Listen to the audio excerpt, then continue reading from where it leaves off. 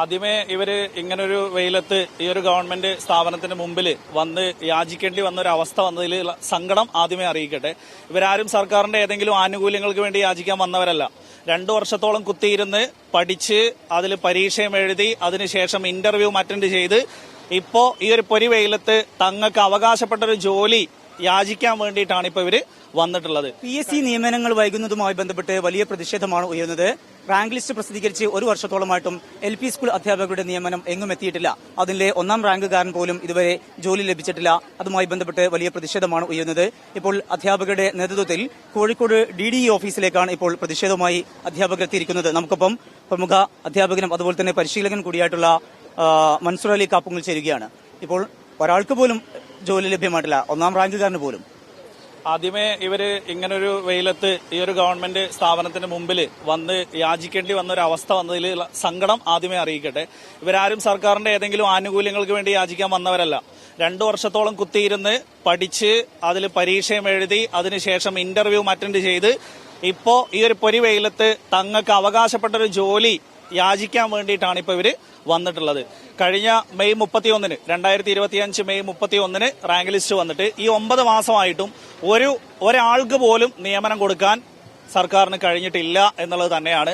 അതിലൊരു പ്രഹസനം പോലെ 2 പേർക്ക് അഡ്വൈസ് പോയിട്ടുണ്ട്. ആ അഡ്വൈസ് പോയിട്ട് ഇപ്പൊ 7 മാസം കഴിഞ്ഞു. ഇതുവരെ അവർക്കൊരു നിയമന ഉത്തരവ് നൽകാൻ അതിനും പറ്റിയിട്ടില്ല. പിന്നെ ആകെ പോയതെന്ന് പറയുന്നത് 13 പേർക്ക് ഭിന്നശേഷിക്കാർക്ക്, അതും സുപ്രീം കോടതി ഉത്തരവ് നിലനിന്നതുകൊണ്ട് മാത്രം, ഇല്ലെങ്കിൽ അതും ഈ പറയുന്നതിൽ നടക്കില്ല എന്ന് തന്നെയാണ്.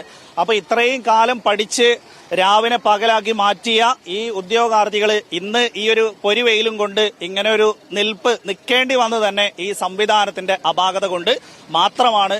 അപ്പൊ ഇവരാരും ഒരു സമരം ചെയ്യാൻ ഇന്നവരെ പഠിച്ചിട്ടില്ല. ഇപ്പൊ ഞാൻ ഇവരുടെ തന്നെ പറയാറുണ്ട്, ഇപ്പോ തമാശയ്ക്ക് പറയും, ഇന്ന് PSC കിട്ടണമെങ്കിൽ ആദ്യം ഒരു പരീക്ഷ എഴുതണം, പിന്നെ ഇന്റർവ്യൂ അറ്റൻഡ് ചെയ്യണം. ഇപ്പൊ പുതിയൊരു സ്റ്റേജും കൂടെ സർക്കാരിന്റെ അപാകത കൊണ്ട് കിട്ടി, സമരം കൂടി ചെയ്താലേ ജോലി കിട്ടുള്ളൂ എന്നുള്ള അവസ്ഥ വരെ ഉണ്ടാക്കി. അപ്പൊ ഈ ഒരു സിസ്റ്റം മാറണം. ഈ ഒരു സംവിധാനത്തിലുള്ള അപാകതകൾ നികത്തിക്കൊണ്ട് ഈ ആന്റിസിപ്പേറ്ററി വേക്കൻസി റിപ്പോർട്ട് ചെയ്യുക എന്നുള്ളത് കോഴിക്കോട് ജില്ലയിൽ വിദ്യാഭ്യാസ വകുപ്പ് ഇതുവരെ ചെയ്തിട്ടില്ല.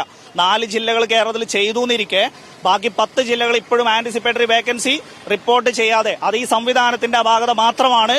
ആ അപാകതകൾ ഉയർത്തിപ്പിടിച്ചുകൊണ്ട് ഈ 3 വർഷത്തിനുള്ളിൽ പരമാവധി വേക്കൻസീസ് ഇവർക്ക് തന്നെ കിട്ടണം. ഇവർക്ക് അവകാശപ്പെട്ടത്.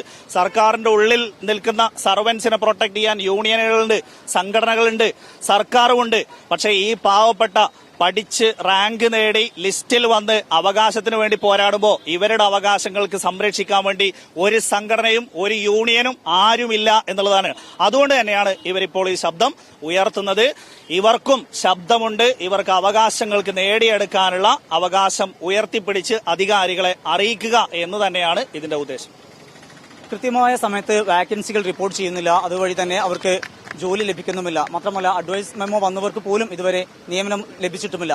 അത്തരമൊരു സാഹചര്യത്തിലാണ് ഇപ്പോൾ അധ്യാപകർ ഈ പ്രതിഷേധവുമായി എത്തിയിരിക്കുന്നത്. നമുക്ക് കാണാം, നിരവധിയായിട്ടുള്ള അധ്യാപകർ ഇവിടെ എത്തിയിട്ടുണ്ട്. രാവിലെ മുതൽ തന്നെ അവരിവിടെ എത്തുന്നു. ഇപ്പോൾ അവരുടെ പ്രതിഷേധ പരിപാടിയുമായിട്ട് മുന്നോട്ട് പോവുകയാണ്. ഇതൊരു സൂചനാ സമരമാണ്.